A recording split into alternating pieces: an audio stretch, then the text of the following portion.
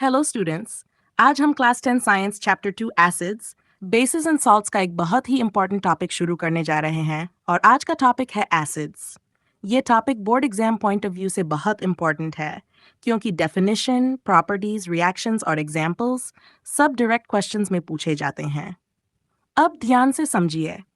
Substances that produce hydrogen ions HIs in aqueous solution are called acids. बच्चों, acids की सबसे important बात यह है कि ये एक्वियस सॉल्यूशन यानी पानी में घुलने पर हाइड्रोजन आयंस H माइस देते हैं।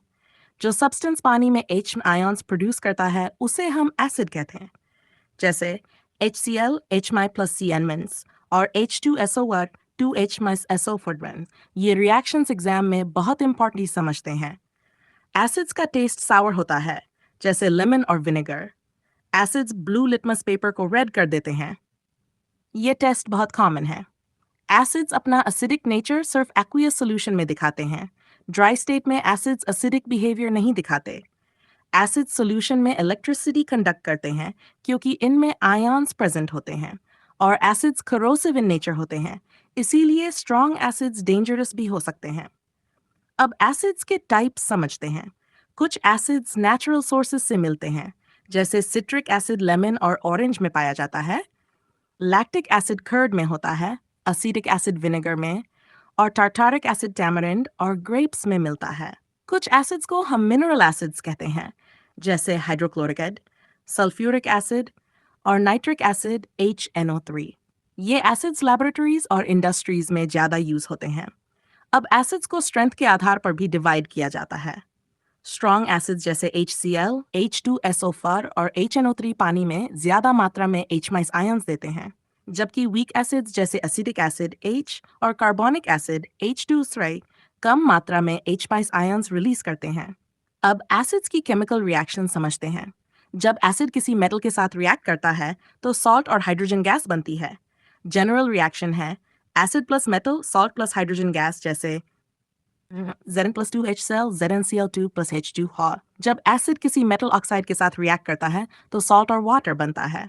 Acids metal oxide salts water, जैसे U plus 2HCl, CuCl plus H2O। और जब एसिड किसी बेस के साथ रिएक्ट करता है तो उसे हम न्यूट्रलाइजेशन रिएक्शन कहते हैं। Acid plus base salt plus water, जैसे HCl plus NaOH, NaCl plus H2O। अब एसिड्स के डेली लाइफ यूजेस समझते हैं। सल्फ्यूरिक एसिड कार बैटरीज में यूज होता है। हाइड्रोक्लोरिक एसिड हमारे स्टमक में डाइजेशन में हेल्प करता है। एसिड्स फूड प्रिजर्वेशन और फ्लेवरिंग में भी यूज होते हैं। और फर्टिलाइजर्स और केमिकल इंडस्ट्रीज में एसिड्स का बहुत बड़ा रोल है।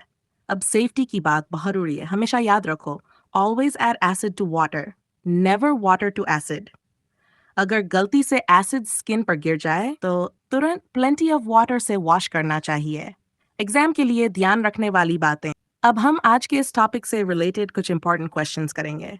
स्टूडेंट्स, आप सब ध्यान से पढ़िए और खुद अटेम्प्ट कीजिए।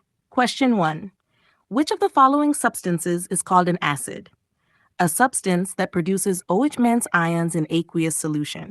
B. A substance that produces H- ions in aqueous solution. C. A substance that produces CO3 Swadebrand ions in solution. D. A substance that produces NH- ions in solution. बच्चों, इस क्वेश्चन में आपसे ये समझने को कहा गया है कि एसिड की पहचान किस आधार पर की जाती है। Question 2. An acid shows acidic nature only when it is A. In solid state, B. In gaseous state, C. In aqueous solution, D. In concentrated form। इस क्वेश्चन में आपसे ये समझने को कहा गया है कि acidic nature किस कंडीशन में दिखाई देता है। Question 3. What happens when an acid reacts with a metal? A. Salt and water are formed. B. Salt and hydrogen gas are formed. C. Acid and water are formed. D. Metal oxide and hydrogen gas are formed. इस question में आपसे ये समझने को कहा गया है कि एसिड और मेटल के रिएक्शन में क्या बनता है। Question 4. Which of the following is a weak acid? Hydrochloric acid, nitric acid, sulfuric acid, D. Acetic acid. इस क्वेश्चन में आपसे ये समझने को कहा गया है कि स्ट्रॉन्ग एसिड और वीक एसिड में क्या अंतर होता है। Thank you so much for watching this video. Don't forget to like, share, and subscribe. In the next video, we will continue with the next topic, so stay tuned. See you soon.